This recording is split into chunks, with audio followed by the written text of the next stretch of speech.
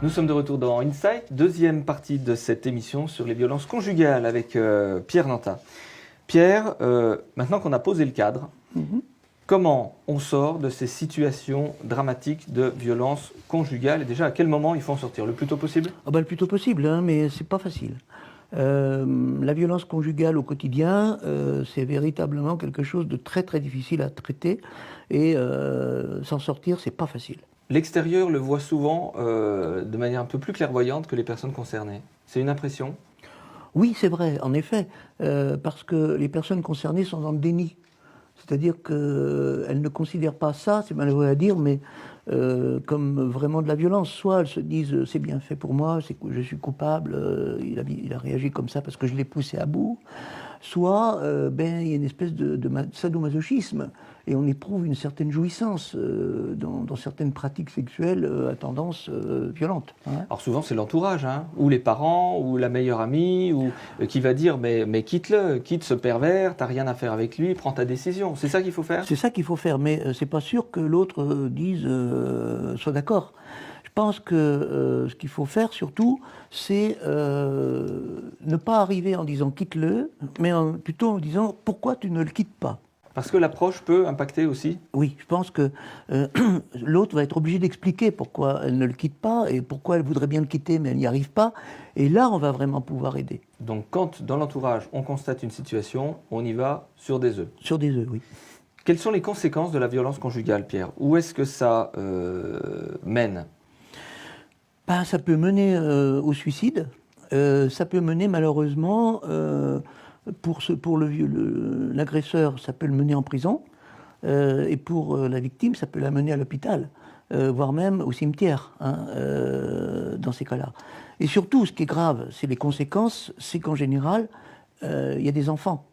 Et quand les enfants voient ce spectacle-là, c'est jamais rigolo de voir sa mère poussée dans l'escalier par papa qui était en haut et maman qui débaroule l'escalier devant l'enfant. Ça a des conséquences, ça, sur les futurs adultes que seront ces bien enfants? sûr, bien sûr. Qu'est-ce que ça peut entraîner? D'abord, si vous voulez, ça entraîne chez l'enfant qui est témoin de cela, une destruction quasi automatique de toute sa force de vie, de toute sa capacité à vivre pour lui. Il va vivre dans une espèce d'angoisse permanente. Quand est-ce que papa risque de tuer maman ou inversement? Et les enfants qui font des cauchemars la nuit, qui appellent au secours et qui disent j'ai envie de dormir dans ton lit parce que j'ai fait un gros cauchemar, c'est juste parce qu'en dormant dans le lit, je me dis, moi en tant qu'enfant, que je vais protéger maman de papa et inversement. Sauf que c'est peut-être pas la place de l'enfant de faire bouclier quelque part, avec des dommages collatéraux. En plus, et si vous voulez, en faisant ça, l'enfant d'abord a des dommages collatéraux, bien sûr, mais en plus, si vous voulez, il en rajoute, si je puis dire, parce qu'à ce moment-là, le père se dit, ma femme fait venir mon enfant, donc ce n'est plus ma femme, mon enfant me prend ma femme, et là, il y a une augmentation de la colère. Quand la personne concernée, la victime, est au fait de la situation, ça y est, elle est sortie du déni, elle est consciente de ce qui lui arrive, qu'est-ce qu'elle fait? Dépôt de plainte? Police, gendarmerie? Normalement, c'est dépôt de plainte, police, gendarmerie, divorce, séparation, mise à l'écart du violeur, de l'agresseur. Lapsus, ça va parfois de Non, pair, parce que ça va de pair, parce qu'en effet, il y a de la violence physique, c'est des coups, mais aussi il y a des viols.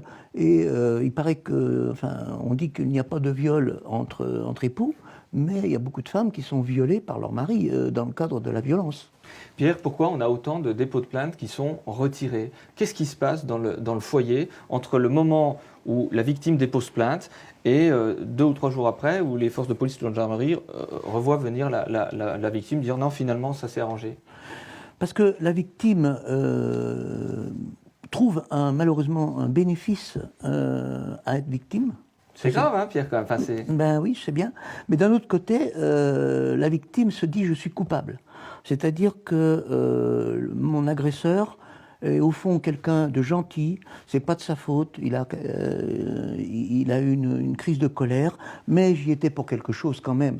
Donc la victime se positionne en tant que responsable de sa propre douleur. A fortiori si le bourreau joue la comédie, vient s'excuser, se met à pleurer, à regretter. Oui, c'est ça. C'est en général ce qui se passe. Le bourreau se rend compte de ce qu'il a fait, alors il y a une prise de conscience, il promet qu'il ne fera plus, puisqu'il était sous pulsion au moment où il a fait ça, on est bien d'accord. Hein. Et donc, si vous voulez, il se rend compte qu'il aime sa personne, parce que c'est ça qui est terrible, c'est qu'en fin de compte, les deux partenaires s'aiment. Et c'est une façon complètement pervertie de faire l'amour, si je puis dire. Comment on en sort, Pierre? Par la thérapie de couple? Oui, c'est la thérapie de couple qui permet de s'en sortir avec un travail important sur chacun des deux partenaires. C'est-à-dire qu'il ne faut pas, j'allais dire, faire une thérapie de la victime en lui disant arrêtez d'être victime. Il ne faut pas faire une thérapie de l'agresseur en disant arrêtez de taper sur votre conjoint. C'est les deux en même temps, parce qu'en fin de compte, on est face à deux victimes. Quand on fait l'anamnèse, c'est-à-dire l'historique de ces deux personnages-là, on s'aperçoit qu'ils ont beaucoup souffert dans leur enfance. C'est une grosse problématique. Donc, ce n'est que le symptôme d'une souffrance antérieure. Merci pour toutes ces explications, Pierre. Merci. À très bientôt pour un nouveau numéro d'Inside.